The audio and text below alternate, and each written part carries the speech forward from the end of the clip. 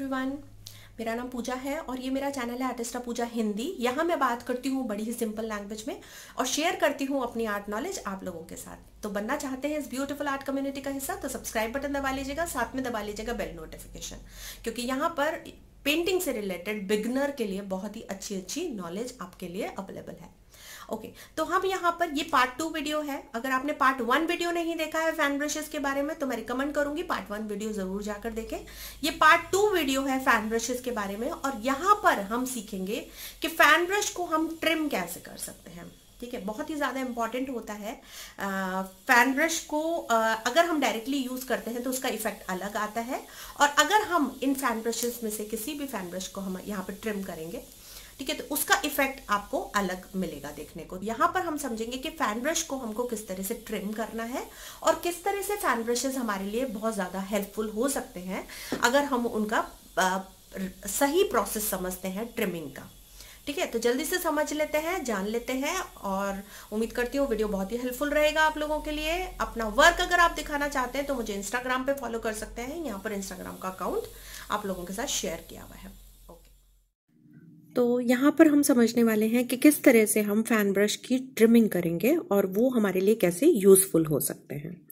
ठीक है, सबसे पहली चीज तो मैं आपको ये बताना चाहूंगी कि ये जो मैं आपको यहाँ पर फैन ब्रश की टेक्निक बता रही हूँ, ये आप यूज कर सकते हैं एक्रेलिक पेंट्स के अंदर और ऑयल पेंट्स के अंदर। और ट्रिम करने का जो यहाँ पर मैं आपको बताऊंगी प्रोसेस, तो आफ्टर ट्रिमिंग जो ब्रश यूज होगा वो भी केवल एक्रेलिक और ऑयल में यूज होगा। वाटर कलर या पोस्टर कलर के लिए ये नहीं है यूजफुल। ओके, तो सबसे पहले हम जानते हैं कि जो फैन ब्रश हमारे पास आता है उसके ब्रिसल्स हमको कैसे मिलते हैं, लॉन्ग ब्रिसल्स। ठीक है, तो इन केस अगर हमको शॉर्ट ब्रिसल्स का फैन ब्रश की रिक्वायरमेंट है तो उसके लिए अगर हम बिगनर हैं तो ट्रिमिंग कैसे करें, क्योंकि यूजुअली जब मैं अपने स्टूडेंट्स को इस तरह की पेंटिंग सिखाती हूँ तो उनको दिक्कत आती है स्मॉल स्ट्रोक्स बनाने के लिए। ठीक है, जो कि हम बना सकते हैं फैन ब्रश की हेल्प से। ऐसा नहीं है कि मार्केट में हमको स्मॉल स्ट्रोक्स के जो ब्रश है वो नहीं मिलेंगे, ऐसा नहीं है। आराम से हमको स्मॉल स्ट्रोक्स वाले ब्रशेस मिलते हैं, बट हमारे लिए रीजनेबल नहीं होते हैं, और एक एक ब्रश उस समय अगर हम बाय करते हैं तो वो बहुत ज्यादा कॉस्टली होता है। तो इस वजह से यहां पर मैं आपको बताऊंगी कि किस तरह से हम ट्रिम करके हमारे ब्रश को यूज कर सकते हैं।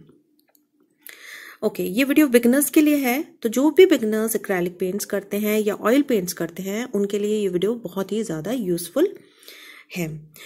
तो सबसे पहले हम यहाँ देख लेते हैं कि जो लॉन्ग ब्रिसल्स होते हैं, वैसे इसके रिगार्डिंग मैंने आपको टेक्निक्स के regarding complete video already last week मैं बना के आप लोगों के लिए डाल चुकी हूँ चैनल के ऊपर। तो इन केस आपने अगर नहीं देखा है तो जाकर फैन ब्रश की टेक्निक्स जरूर चेक कर लीजिएगा एक बार।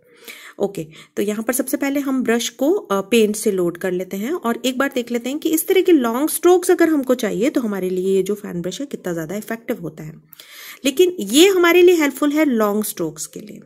ठीक है, इन केस हमको ग्रास वाले शॉर्ट स्ट्रोक्स चाहिए तो बिगनर अगर इससे स्मॉल वाले स्ट्रोक्स लगाएंगे वो नहीं लगा पाते हैं, उनको दिक्कत आती है लगाने के लिए। ठीक है, और अगर थोड़ा एक्सपीरियंस हो जाता है और अगर आप आर्टिस्ट हैं और देख रहे हैं तो डेफिनेटली आपको लग रहा होगा कि ये मैं क्या बात कर रही हूँ, हम इससे भी ग्रास के स्ट्रोक्स लगा सकते हैं, बिल्कुल लगा सकते हैं, सही बोला आपने। बट अगर आप बिगनर हैं तो डेफिनेटली हमको थोड़ी थोड़ी तकलीफ आती है शुरुआत के टाइम में। तो ये वीडियो कंप्लीटली बिगनर्स के लिए है। तो यहाँ पर हम देख लेते हैं, सबसे पहले हम ले लेते हैं ब्रश।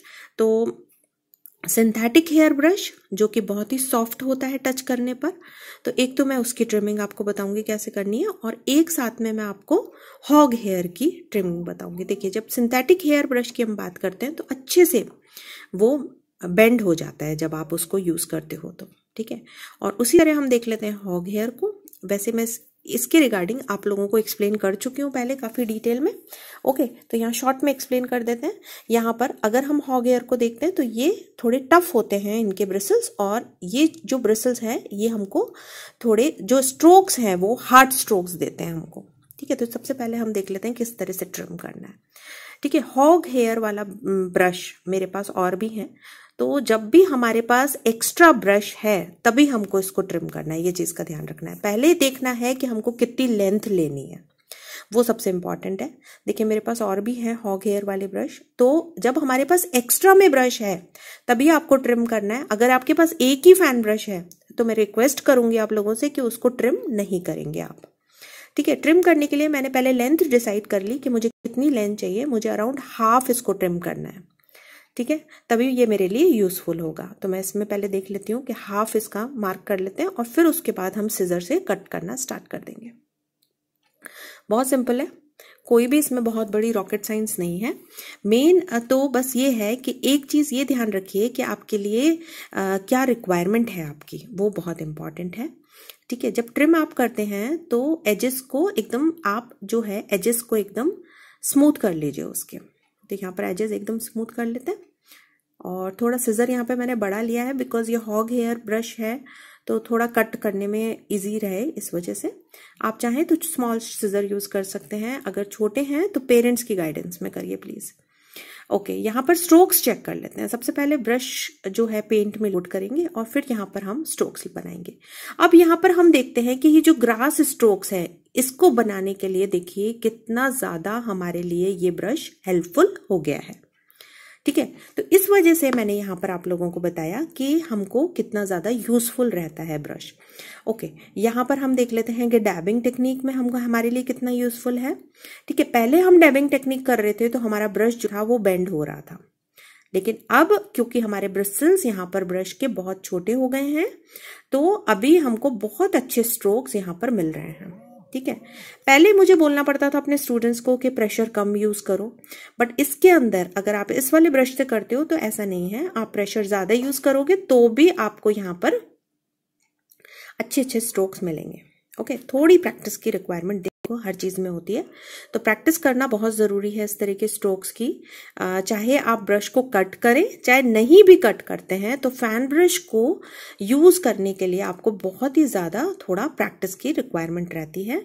उसके रिगार्डिंग कंप्लीट वीडियो मैंने आप लोगों को लास्ट वीक ऑलरेडी चैनल के ऊपर अपलोड कर चुकी हूँ, तो वो जरूर आप एक बार देख लीजिएगा, ठीक है। इस तरह से कैनोपी जो बाउंड्री बनाते हैं तो हमको डैबिंग करना रहता है, तो उसके लिए भी ये जो हमने ब्रश कट किया है ये बहुत ज्यादा यूजफुल है, ठीक है। तो यहाँ कुछ टेक्निक्स जो हमारे लिए यूजफुल है अगर हमने हमारे ब्रश की ट्रिमिंग करी है तो यहाँ हमने बात करी हॉग हेयर की। अब हम बात कर लेते हैं सिंथेटिक हेयर की।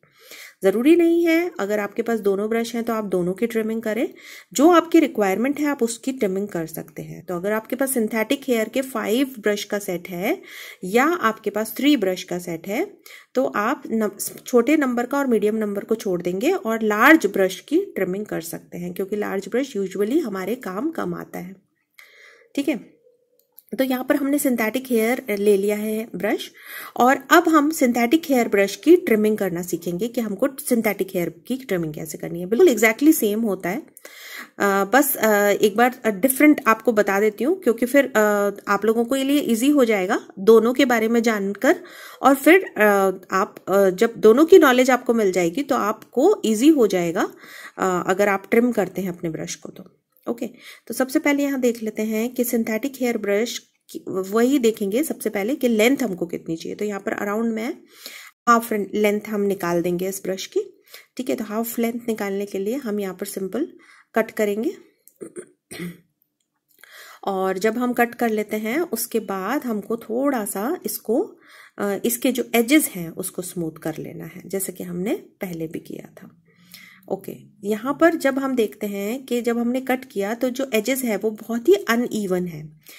कभी भी अनइवन एजेस होंगे तो वो थोड़ा सा आपको ट्रबल दे सकता है स्ट्रोक्स वगैरह लगाने में, उतने फाइन स्ट्रोक्स आपको पास नहीं आएंगे, ठीक है। तो इस चीज का ध्यान रखना है कि ये जो एजेस हैं इनको स्मूथ करना है हमको, ठीक है। तो एक्स्ट्रा ब्रिसल्स हटा देते हैं। ओके, और अब हम देख लेते हैं कि हमको एजेस को अगर स्मूथ करना है तो हम कैसे करेंगे, ठीक है।